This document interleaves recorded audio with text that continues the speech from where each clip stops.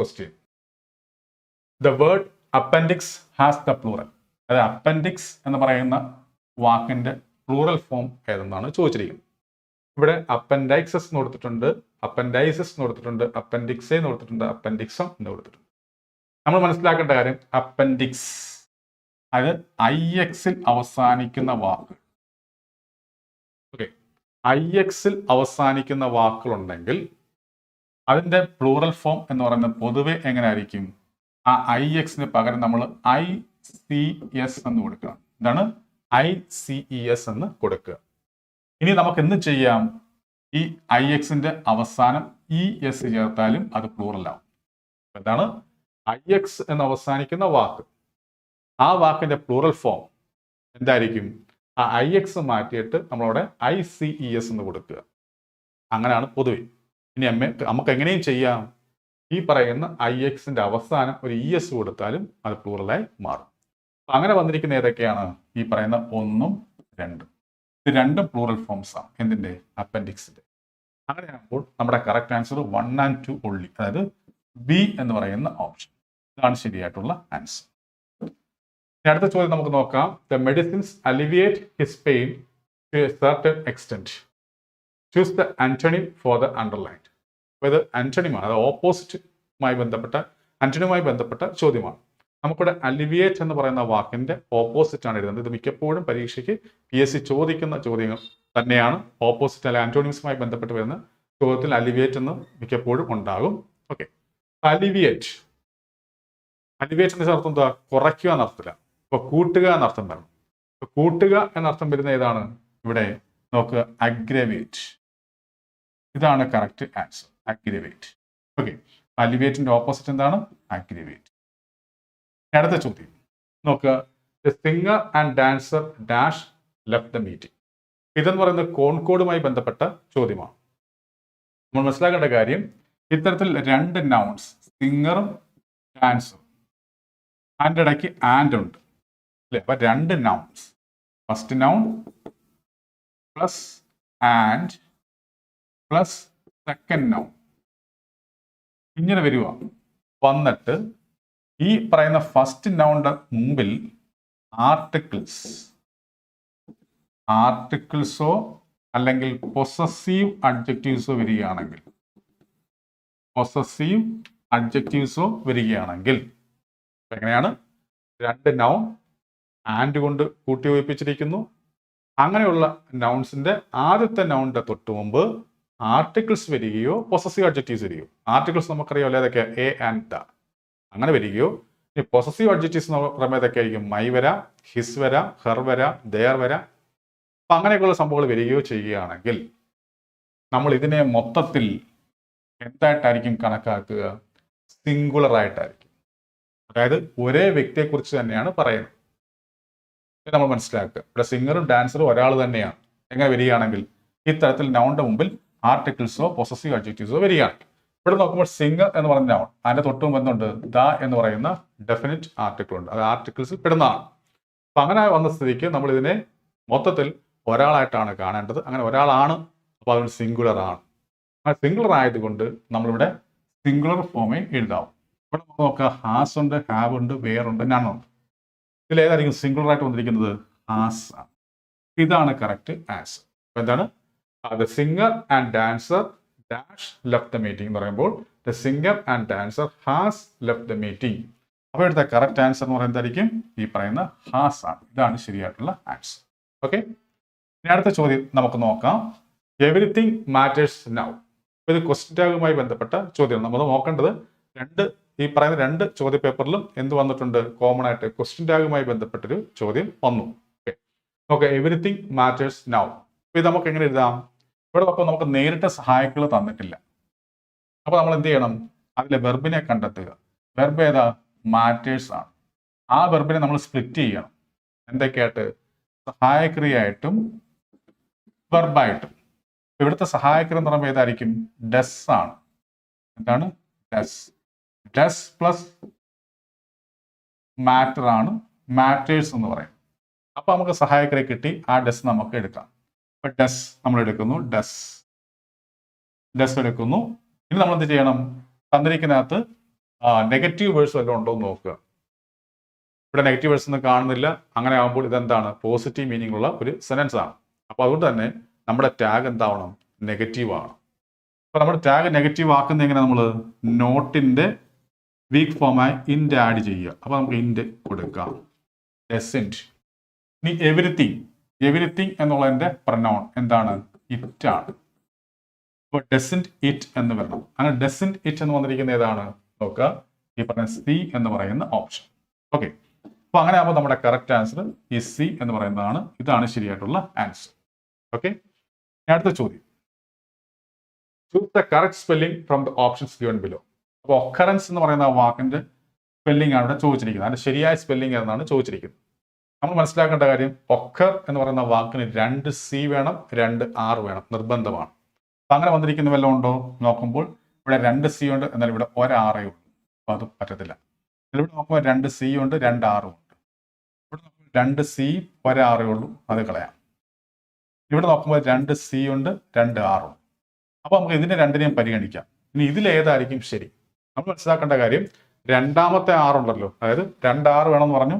ആ രണ്ടാമത്തെ ആർ അതിനുശേഷം നമ്മൾ ഇ ആയിരിക്കണം എഴുതേണ്ടത്. ഒക്കറൻസ്.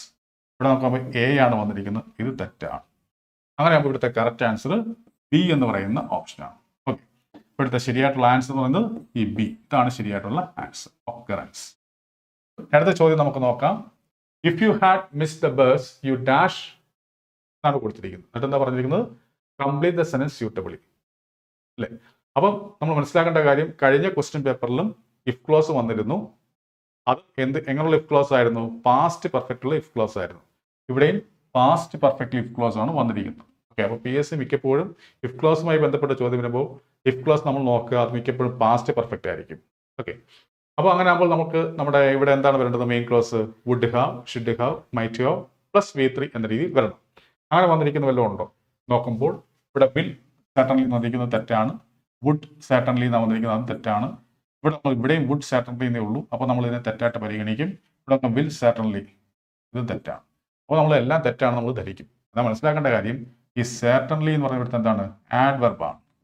അതിനുശേഷം ഹാവ് ഉണ്ടോ എന്ന് നോക്കുമ്പോൾ വുഡ് ഹാവ്. ഇവിടെ സാറ്റർലി ഉണ്ട് വുഡിന് ശേഷം, പക്ഷേ ഇവിടെ ബി ആ വന്നിരിക്കുന്നത്, പരിഗണിക്കാൻ പറ്റത്തില്ല. എന്നാൽ ഇവിടെ വുഡിന് ശേഷം ആഡ്വർബ് വന്നു, അതിനുശേഷം ഹാവ് വന്നു, പിന്നെ ബീൻ ലൈറ്റ്. അങ്ങനെ ആകുമ്പോൾ ഇതാണ് ഇവിടുത്തെ കറക്റ്റ് ആൻസർ. ഓക്കെ, അപ്പോൾ നമ്മുടെ കറക്റ്റ് ആൻസർ എന്ന് പറയുന്നത് എന്തായിരിക്കും? സി എന്ന് പറയുന്ന ഓപ്ഷൻ. എന്താണ്? If you had miss the bus you would certainly have been late. അടുത്ത ചോദ്യം നോക്കുക. The students were loath to leave the school after the final examination. ഇപ്പൊ ഇങ്ങനെ നമുക്കൊരു സെന്റൻസ് തന്നിരിക്കുകയാണ്. എന്നിട്ട് എന്ത് പറയുന്നു? The word loath is an example for the part of speech dash. അതായത് ഇവിടുത്തെ ലോത്ത്, ഈ ലോത്ത് എന്ന് പറയുന്ന വാക്ക്, അല്ലെ, ഈ ലോത്ത് എന്ന് പറയുന്ന വാക്ക് ഈ സെന്റൻസിൽ പാർട്സ് ഓഫ് സ്പീച്ചിൽ എന്തായിട്ടാണ് നിൽക്കുന്നത്? അഡ്ജക്റ്റീവ് ആയിട്ടാണ് നിൽക്കുന്നത്. കാരണം അഡ്ജക്റ്റീവ് നമുക്കറിയാമല്ലോ എന്താണ്? നൗണിനെ വിശേഷിപ്പിക്കുന്നതാണ്, നാമത്തെ വിശേഷിപ്പിക്കുന്ന നമ്മൾ അഡ്ജക്റ്റീവ് എന്ന് പറയാം. ഇവിടെ നോക്കുമ്പോൾ ഈ സ്റ്റുഡൻസ് ഇവിടുത്തെ നൗണാണ്. അവരെന്താണെന്നാണ് പറയുന്നത്, അല്ലെങ്കിൽ അവരെന്തായിരുന്നു എന്നാണ് പറയുന്നത്? ലോത്ത് ആയിരുന്നു എന്നാണ് പറയുന്നത്. എന്താണ് ലോത്ത് കൊണ്ട് ഉദ്ദേശിക്കുന്നത്? അൺവില്ലിങ് എന്നർത്ഥമില്ല, അല്ലെ? ഇൻട്രസ്റ്റഡ് അല്ല, അല്ലെങ്കിൽ അൺവില്ലിങ് ആണെന്ന് അർത്ഥമില്ല. വില്ലിങ് അല്ല, ഇൻട്രസ്റ്റഡ് അല്ല എന്നാണ് ലോത്ത് കൊണ്ട് ഉദ്ദേശിക്കുന്നത്. അത് അൺവില്ലിങ്. ഓക്കെ, അപ്പോൾ ഈ സ്റ്റുഡൻസിനെ എന്ന് പറയുന്ന നൗണിനെ നമ്മൾ എന്ത് ചെയ്യാണ്? വിശേഷിപ്പിക്കുകയാണ്. അപ്പോൾ അങ്ങനെ സ്വാഭാവികമായിട്ട് ഇവിടെ ലോത്ത് എന്താണ്? അഡ്ജക്റ്റീവ് ആണ്. അപ്പോൾ നമ്മുടെ കറക്റ്റ് ആൻസർ സി എന്ന് പറയുന്ന ഓപ്ഷൻ, അഡ്ജക്റ്റീവ് ആണ് ശരിയായിട്ടുള്ള ആൻസർ. അടുത്ത ചോദ്യം നമുക്ക് നോക്കാം. മത്സര പരീക്ഷകളിൽ ഇംഗ്ലീഷ് ആണോ നിങ്ങളെ കുഴപ്പിക്കുന്നത്? എന്നാൽ ഇനി ആ ടെൻഷൻ വേണ്ട. ഇപ്പോൾ തന്നെ രഞ്ജിത്ത് ഇംഗ്ലീഷ് എന്ന ലേണിംഗ് ആപ്പ് ഡൗൺലോഡ് ചെയ്യൂ. Kerala PSC, SSC, UPSC, bank തുടങ്ങിയ എല്ലാ പരീക്ഷകൾക്കുമായിട്ടുള്ള ഇംഗ്ലീഷ് ക്ലാസുകൾ ഇനി അനായാസം പഠിക്കാം. എക്സ്പീരിയൻസ്ഡ് ഫാക്കൽറ്റിയുടെ ലൈവ് ആൻഡ് റെക്കോർഡഡ് ക്ലാസുകൾ ലഭ്യമാണ്. കൂടുതൽ വിവരങ്ങൾക്കായി 8848697278 എന്ന നമ്പറിലേക്ക് വാട്സ്ആപ്പ് ചെയ്യൂ. Ranjith English makes you smart in English. They forbid the workers from going on a strike. The given sentence may be rewritten as.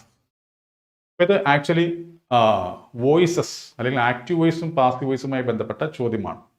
പക്ഷെ ഇവിടെ ചേഞ്ച് ദ വോയിസ് എന്ന് ഉള്ള ആ രീതിയിലൊന്നും ഡയറക്റ്റ് ചോദിക്കാതെ ഇത്തരത്തിൽ പറഞ്ഞിരിക്കുകയാണ്. എന്ത്? ഈ സെന്റൻസിൽ നമുക്ക് എങ്ങനെയൊക്കെ അല്ലെങ്കിൽ ഏത് തരത്തിൽ നമുക്ക് റീറൈറ്റ് ചെയ്യാം എന്നാണ് ചോദിച്ചിരിക്കുന്നത്.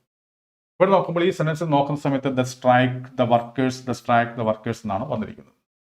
ഇവിടെ നോക്കുമ്പോൾ they forward the workers from going on a strike എന്ന് പറയുന്നതിൽ ഈ സെന്റൻസ് നമ്മൾ പരിശോധിക്കുമ്പോൾ ദേ എന്ന് പറയുന്ന ഇവിടുത്തെ സബ്ജക്റ്റ് ആണ്, ഫോർവേഡ് എന്ന് പറയുന്ന ഇവിടുത്തെ വെർബാണ്, ദ വർക്കേഴ്സ് എന്ന് പറയുന്ന ഇവിടുത്തെ ഒബ്ജക്റ്റ് ആണ്.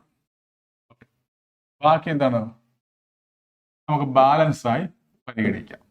ഓക്കെ, ബാലൻസ് ആണ് ബാക്കി അങ്ങോട്ട് വന്നിരിക്കുന്നില്ല, ബാലൻസ് ആയിട്ട് നമ്മൾ കരുതുക. ഇവിടെ സബ്ജക്റ്റ് വെർബ് ഒബ്ജക്റ്റ് എന്ന രീതിയിലാണ് വന്നിരിക്കുന്നത്. അപ്പോൾ നമ്മൾ മനസ്സിലാക്കേണ്ട കാര്യം ഇത് ആക്ച്വലി എന്താണ്, വോയിസ് ചേഞ്ച് ചെയ്യുക എന്നുള്ള ചോദ്യമാണ്. ഇവിടെ തന്നിരിക്കുന്ന സെന്റൻസ് സബ്ജക്റ്റിന് പ്രാധാന്യം കൊടുത്തതുകൊണ്ട് ഇതിനെ നമുക്ക് ആക്റ്റീവ് വോയിസ് എന്ന് പറയാം. അപ്പോൾ നമുക്ക് ഇനി വോയിസ് ചേഞ്ച് ചെയ്യുക എന്ന് പറയുമ്പോൾ നമ്മൾ എന്തിനായിരിക്കണം പ്രാധാന്യം കൊടുക്കേണ്ടത്, ഒബ്ജക്റ്റിനായിരിക്കണം പ്രാധാന്യം കൊടുക്കണം. അപ്പോൾ അത് പാസീവ് വോയിസ് ആയി മാറും. അപ്പോൾ ഒബ്ജക്റ്റിന് പ്രാധാന്യം കൊടുക്കുക എന്ന് പറയുമ്പോൾ ദ വർക്കേഴ്സ് എന്ന് പറഞ്ഞാൽ നമ്മൾ തുടങ്ങണം. The workers. അപ്പോൾ ദ വർക്കേഴ്സ് എന്ന് പറയുന്ന ഓപ്ഷൻ ഏതൊക്കെ നോക്കുമ്പോൾ ബിയും ഉണ്ട്, ഡിയും ഉണ്ട്. നമുക്ക് എയും അതുപോലെ തന്നെ സിയും നമുക്ക് വെട്ടിക്കളയാം, തുടക്കത്തിലെ വെട്ടാം. ഇത് നോക്കുക, ഇപ്പോൾ നമ്മൾ ഒബ്ജക്റ്റ് ആദ്യം എഴുതി. പാസീവ് വോയിസിന് നമ്മൾ എന്തിനാണ് പ്രാധാന്യം കൊടുക്കുന്നത്, ഒബ്ജക്റ്റിനാണ് പ്രാധാന്യം കൊടുക്കുന്നത്. അങ്ങനെ വന്നു കഴിഞ്ഞാൽ അപ്പോൾ പാസീവ് വോയിസിൽ ഒബ്ജക്റ്റ് എഴുതി കഴിഞ്ഞാൽ പിന്നെ നമ്മൾ എന്ത് ചെയ്യണം, ബി ഫോംസ് എഴുതണം. ബിയുടെ രൂപങ്ങൾ എഴുതുക, ബി ഫോംസ്. അതിനുശേഷം V3 എഴുതുക. അതിനുശേഷം ബൈ പ്ലസ് സബ്ജക്റ്റ്, ഇതിനാണ് വരേണ്ടത്. അപ്പം നമ്മൾ ആദ്യം ഒബ്ജക്റ്റ് എഴുതി ദ വർക്കേഴ്സ്. ഇനി നമ്മൾ എന്താ ചെയ്യേണ്ടത്, ബി ഫോംസ് എഴുതണം. അതായത് ഈ പറയുന്ന സെന്റൻസ്, ഈ സെന്റൻസിൽ ഒരു ടെൻസ് ഫോമുള്ള സെന്റൻസ് ആണ്. എന്താണ് ഇവിടുത്തെ ടെൻസ്, സിമ്പിൾ പ്രസന്റ് ആണ്, ആണല്ലോ. അപ്പോൾ സ്വാഭാവികമായിട്ടും ഇവിടെയും നമ്മുടെ സെന്റൻസിനെ നമുക്ക് സിമ്പിൾ പ്രസന്റ് ആയിട്ട് എഴുതാവും. വോയിസ് ചേഞ്ച് ചെയ്താലും സെന്റൻസ് എങ്ങനെ ആയിരിക്കണം, സിമ്പിൾ പ്രസന്റ് തന്നെ ആയിരിക്കണം. അങ്ങനെ സിമ്പിൾ പ്രസന്റ് എഴുതുമ്പോൾ അതിൻ്റെ അർത്ഥം എന്താ, നമ്മൾ സഹായക്രിയകൾ അവിടെ എഴുതണം. അതായത് സിമ്പിൾ പ്രസന്റിലെ സഹായക്രിയ നമ്മൾ എഴുതണം. അങ്ങനെ സഹായക്രിയ എഴുതുന്ന സമയത്ത് നമ്മൾ എപ്പോഴും ബിയുടെ രൂപങ്ങളായിട്ടുള്ള സഹായക്രിയയെ എഴുതാവൂ. എവിടെ, പാസീവ് വോയിസിൽ. ഒബ്ജക്റ്റിന് ശേഷം ബിയുടെ രൂപത്തിലുള്ള ഓക്സിലറി വെർബ് അല്ലെങ്കിൽ സഹായക്രിയകളെ നമ്മൾ എഴുതാൻ പാടുള്ളൂ. അപ്പോൾ നമ്മൾ മനസ്സിലാക്കേണ്ട കാര്യം, നമുക്കിവിടെ സിമ്പിൾ പ്രസന്റ് ആണ് എഴുതേണ്ടത്. അപ്പോൾ നമ്മൾ എന്ത് ചെയ്യണം, ബിയുടെ സിമ്പിൾ പ്രസന്റ് ഫോംസ് എഴുതണം. ബിയുടെ സിമ്പിൾ പ്രസന്റ് ഫോംസ് ഏതൊക്കെയാണ്, ഈസ്, ആം, ആർ ആണ്. Okay, is, am, are. അതിൽ ഏതെഴുതും, അല്ലെ ഈസ് എഴുതുമോ, ആം എഴുതുമോ, ആർ എഴുതുമോ എന്നുള്ളത് എന്തിനെ ആശ്രയിച്ചാണ് നമ്മൾ എഴുതേണ്ടത്, ഈ ഒബ്ജക്റ്റിനെ ആശ്രയിച്ചാണ്. ഒബ്ജക്റ്റ് സിംഗുലർ ആണെങ്കിൽ നമുക്ക് ഈസ് എഴുതാം, ഒബ്ജക്റ്റ് പ്ലൂറൽ ആണെങ്കിൽ നമുക്ക് ആർ എഴുതാം. ഈ ഒബ്ജക്റ്റ് ഐ ആണെങ്കിൽ നമുക്ക് ആം എഴുതാം. ഇവിടെ നോക്കുമ്പോൾ ഇവിടുത്തെ ഒബ്ജക്റ്റ് ദ വർക്കേഴ്സ് എന്നാണ്. ദ വർക്കേഴ്സ് എന്ന് പറയുന്നത് എന്താണ്, പ്ലൂറലാണ്. അപ്പോൾ നമ്മൾ എന്തൊക്കെ എഴുതാൻ പറ്റുള്ളൂ, ആർ എന്നേ നമുക്ക് എഴുതാൻ പറ്റത്തുള്ളൂ. അപ്പോൾ ദ വർക്കേഴ്സ് ആർ. ഇവിടെ നോക്കുമ്പോൾ ദ വർക്കേഴ്സ് വേറെന്നാണ് വന്നിരിക്കുന്നത്. അപ്പോൾ ഇത് തെറ്റാണ്. ഇത്ര ആയപ്പോൾ തന്നെ ശരിയായി. The workers R. ഇനി നമ്മൾ എന്ത് ചെയ്യണം, V3 ഫോം. ഈ പറയുന്ന ഫോർബിഡിന്റെ V3 ഫോം എന്താണ്, ഫോർബിഡൻ. അപ്പോൾ ഇത്ര ആയപ്പോൾ കറക്റ്റ് ആയി. The workers are forbidden. പിന്നെ ബാക്കി എന്താണ്, from going on a strike. ഇവിടെ ദേ എന്ന് പറയുന്നത് ഇൻഡെഫിനിറ്റ് ആയിട്ടുള്ള സബ്ജക്റ്റ് ആയതുകൊണ്ട് നമ്മൾ ബൈ പ്ലസ് സബ്ജക്റ്റ് എഴുതണമെന്നില്ല. നമ്മുടെ സബ്ജക്റ്റ് ഡെഫിനിറ്റ് ആയിട്ടുള്ള സബ്ജക്റ്റ് ആണെങ്കിൽ മാത്രമേ നമ്മൾ ബൈ പ്ലസ് സബ്ജക്റ്റ് എഴുതാവൂ. ഈ പറയുന്ന ദേ, സംബടി, എവരിബഡി എന്നൊക്കെ പറയുന്നത് എന്താണ്, ഇൻഡെഫിനിറ്റ് ആയിട്ടുള്ള സബ്ജക്ട്സ് ആണ്. അത് വരുമ്പോൾ നമ്മൾ ഒരിക്കലും ബൈ പ്ലസ് സബ്ജക്റ്റ് എഴുതേണ്ട ആവശ്യം ഇല്ല. ഇനി എഴുതിയാലും കുഴപ്പമൊന്നും ഇല്ല. അങ്ങനെ ആവശ്യമില്ലാത്തത് കൊണ്ടാണ് നമ്മുടെ ഓപ്ഷനിൽ അങ്ങനെ ബൈ പ്ലസ് സബ്ജക്റ്റ് എന്ന് ഇല്ലാഞ്ഞത്. അപ്പോൾ എന്തായാലും നമ്മുടെ കറക്റ്റ് ആൻസർ എന്തായിരിക്കും, the workers are forbidden from going on a strike എന്ന് പറയുന്നത് ഇതാണ് കറക്റ്റ് ആൻസർ. അടുത്ത ചോദ്യം നോക്കുക, they took a dash way to reach the destination. ഇതെന്താണ്, വേർഡ്സ് ഓഫൺ കൺഫ്യൂസ്ഡ് എന്ന് പറയുന്ന നമ്മുടെ സിലബസിലുള്ള ടോപ്പിക്കാണ് ഇത്. ഇവിടെ ടോർച്ചറസ് എന്ന് കൊടുത്തിട്ടുണ്ട്, ടോർച്ചേഴ്സ് എന്ന് കൊടുത്തിട്ടുണ്ട്, ടോർച്ചർ എന്ന് കൊടുത്തിട്ടുണ്ട്, ടോർച്ചറിങ് എന്ന് കൊടുത്തിട്ടുണ്ട്. നമുക്കറിയാം ടോർച്ചർ എന്ന് വെച്ചാൽ അർത്ഥം പീഡനം അല്ലെങ്കിൽ പീഡിപ്പിക്കുക എന്നൊക്കെയാണ് ടോർച്ചർ കൊണ്ട് ഉദ്ദേശിക്കുന്നത്. അത് പലതരത്തിലുള്ള പീഡനമുണ്ട്. മാനസിക പീഡനമുണ്ട്, അല്ലേ, ശാരീരിക പീഡനമുണ്ട്. അപ്പോൾ എല്ലാത്തിനും കൂടെ ചേർത്ത് നമ്മൾ ടോർച്ചർ എന്ന് പറയും. ആ ടോർച്ചർ എന്ന് പറയുന്ന വാക്കിന്റെ അഡ്ജക്റ്റീവ് ഫോമാണ് ഈ കൊടുത്തിരിക്കുന്നത്, ടോർച്ചറസ് എന്ന് പറയുന്നത്. ഈ ടോർച്ചർ എന്ന് പറയുമ്പോൾ നൗണായിട്ടും വെർബായിട്ടും നമുക്ക് എടുക്കാം. ടോർച്ചറിങ് എന്ന് പറയുമ്പോൾ ING ഫോമാണ്. ഇനി ഈ അർത്ഥമൊന്നും അല്ലാത്തൊരു വാക്ക് ഇവിടെ കിടപ്പുണ്ട്. ഏതാണ്, ഈ ടോർച്ചസ് എന്ന് പറയുന്ന വാക്ക്. ഈ ടോർച്ചസ് എന്ന് പറയുന്ന വാക്കിന്റെ അർത്ഥം എന്തുവാ, വളവും തിരിവും നിറഞ്ഞ അല്ലെങ്കിൽ വളവും തിരിവുമുള്ള എന്നാണ് ടോർച്ചസ് കൊണ്ട് ഉദ്ദേശിക്കുന്നത്. ഇവിടെ എന്താ ഉദ്ദേശിക്കുന്നത്, അവർ തിരഞ്ഞെടുത്ത വഴി എന്ന് പറയുന്നത് എങ്ങനെയുള്ള വഴിയാണ്, ഭയങ്കര വളവും തിരിവും ഒക്കെ ഉള്ള വഴിയാണ് അവർ തിരഞ്ഞെടുത്തത് എന്നാണ് ഇവിടെ ഉദ്ദേശിക്കുന്നത്. അപ്പം അങ്ങനെയാകുമ്പോൾ വളവും തിരിവും ഉള്ളത് എന്നർത്ഥം നൽകുന്ന വാക്ക് ഏതാണ്? ഈ പറയുന്ന ബി എന്ന് പറയുന്ന ഓപ്ഷൻ, ടോർച്ചസ്. ഇതാണ് ശരിയായിട്ടുള്ള ആൻസർ. ഈ പറയുന്ന ക്വസ്റ്റ്യൻ പേപ്പറിലെ ലാസ്റ്റ് ക്വസ്റ്റ്യൻ, എക്സൈസ് ട്രെയിനി എന്ന് പറയുന്ന പരീക്ഷയിലെ ലാസ്റ്റ് ക്വസ്റ്റ്യൻ ആണിത്. Idiom pull yourself together means, എന്താണ് അർത്ഥം? പുൾ യുവർ സെൽഫ് ടുഗദർ എന്ന് വെച്ചാൽ അർത്ഥം എന്താണ്? കാം ഡൗൺ എന്നാണ്. എന്താണ്? To calm down. ഇതാണ് കറക്റ്റ് ആൻസർ. ഓക്കെ, അപ്പോൾ the idiom pull yourself together means എന്താണ് ആൻസർ? To calm down. ഇതാണ് കറക്റ്റ് ആൻസർ. മത്സര പരീക്ഷകളിൽ ഇംഗ്ലീഷ് ആണോ നിങ്ങളെ കുഴപ്പിക്കുന്നത്?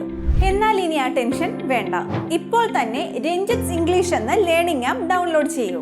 Kerala PSC, SSC, UPSC, bank തുടങ്ങിയ എല്ലാ പരീക്ഷകൾക്കുമായിട്ടുള്ള ഇംഗ്ലീഷ് ക്ലാസുകൾ ഇനി അനായാസം പഠിക്കാം. എക്സ്പീരിയൻസ്ഡ് ഫാക്കൽറ്റിയുടെ ലൈവ് ആൻഡ് റെക്കോർഡഡ് ക്ലാസുകൾ ലഭ്യമാണ്. കൂടുതൽ വിവരങ്ങൾക്കായി 8848697278 എന്ന നമ്പറിലേക്ക് വാട്സ്ആപ്പ് ചെയ്യൂ. Ranjith English makes you smart in English.